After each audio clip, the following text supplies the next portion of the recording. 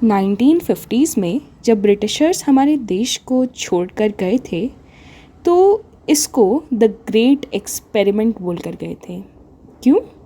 क्योंकि उन्होंने इंडिया जैसा अजूबा उस टाइम पर आज से पहले कभी देखा ही नहीं था।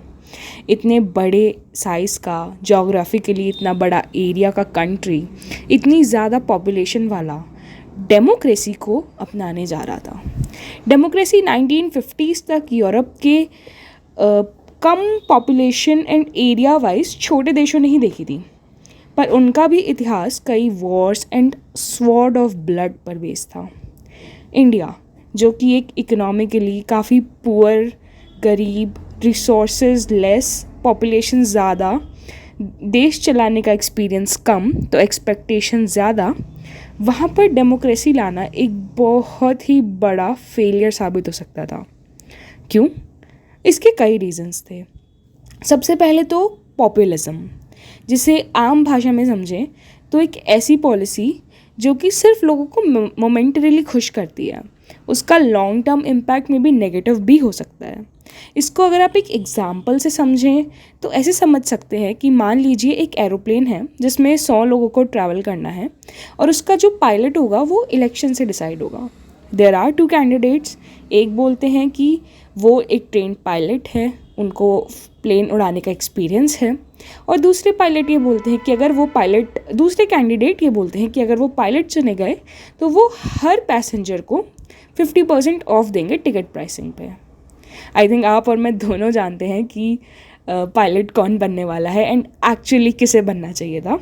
So I think this is the paradox of democracy and this is an inherent, you can say, disadvantage of democracy. Second जो सबसे बड़ा पॉइंट था वो था इलिटरेसी। उस टाइम पे 1951 में इंडिया की लिटरेसी ओनली 15% थी। हमने लोगों को पावर तो दे दी थी इलेक्ट करके लीडरशिप चूज़ करने की, पर अब इस पर आप ये पूछ सकते हैं कि क्या हो गया अगर लिटरेसी कम थी तो? विजडम पढ़ाई लिखाई से थोड़ी ना आती है। And I totally agree with you, but हमको इस पॉइंट पे उस टाइम की 1950s की कंडीशन को समझना बहुत ज़्यादा ज़रूरी है। आज हमारे को टीवी, मोबाइल, इंटरनेट इतना ईजीली एक्सेसिबल है कि हम शायद इमेजिन नहीं कर सकते हैं कि 1950 में ये सब चीज़ें नहीं होती थी।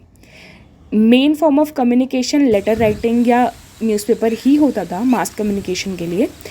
टेलीफोन और रेडियो भी किसी किसी के घर पर ही हुआ करते थे। तो जो आम जनता थी देश की, जो कि उस टाइम पे 75% रूरल इंडिया में बिलोंग करती थी, उनका मेन पॉइंट ऑफ कम्युनिकेशन में मेन पॉलिटिकल एजेंडा बनाने का तरीका वर्ड ऑफ माउथ ही था। एंड वर्ड ऑफ माउथ लोग अगर इलिटरेट होते हैं ना तो मान जाते हैं, तो लोगों को मैनिपुलेट करना भी काफ़ी आसान हो जाता है। तीसरा जो कि सबसे बड़ा चैलेंज इंडिया के सामने था वो था कल्चरल एसिमिलेशन का। इंडिपेंडेंस से पहले हमारा देश 2 तरह की टेरिटरीज़ में बटा हुआ था। एक वो जो कि ब्रिटिशर्स डायरेक्टली रूल करते थे और दूसरे प्रिंसली स्टेट्स। प्रिंसली स्टेट्स का एसिमिलेशन करने में सरदार वल्लभ भाई पटेल का बहुत बड़ा रोल था और इसी से ही हमारा जो प्रेजेंट कश्मीर का कॉन्फ्लिक्ट है वो भी रिलेटेड है। खैर वो किसी दूसरी वीडियो के लिए। और अगर हम सदर्न स्टेट्स की बात करें तो उनका कल्चर काफ़ी अलग था, स्पेशली लैंग्वेज बैरियर था। वो लोग अपने ऊपर Hindi imposition by northern leaders, northern India, इसका एलिगेशन भी लगाते थे। एंड इसको लेकर केरला और कर्नाटका और पूरे द्रविडियन एरिया में बहुत वायलेंट मूवमेंट्स भी हुए हैं। इसके अलावा जो हमारा नॉर्थ ईस्ट इंडिया है, जो कि प्रीडोमिनेंटली ट्राइबल एरिया है, वो मेनलैंड इंडिया से जोग्राफिकली, कल्चरली, इकोनॉमिकली काफ़ी अलग रहा करता था और कुछ पॉइंट तक आज भी है। एथनिक एंड कल्चरल डिफरेंसेस की वजह से उनके अगेंस्ट काफ़ी ज़्यादा प्रेजुडाइसेस भी मेनलैंड इंडिया में रखा जाता है। जोग्राफिकल कनेक्टिविटी भी कम है। सिलीगुड़ी कॉरिडोर, जिसको चिकन स्नैक बोलते हैं, एक 24 किलोमीटर लॉन्ग रोड है जिससे कि मेनलैंड इंडिया और नॉर्थ ईस्ट इंडिया कनेक्टेड है। शायद इन्हीं सब कारणों की वजह से the great Indian experiment 1950s में सुर्खियों में बना हुआ था। इस एक्सपेरिमेंट ने पिछले 75 सालों में बहुत सी चीज़ें देखी हैं, जैसे कि पाकिस्तान का डिवीज़न, चाइना का economic rise, Russia and USA का कोल्ड वॉर शुरू होना और उसका ख़त्म होकर रशिया का यूएसएसआर का disintegration होना.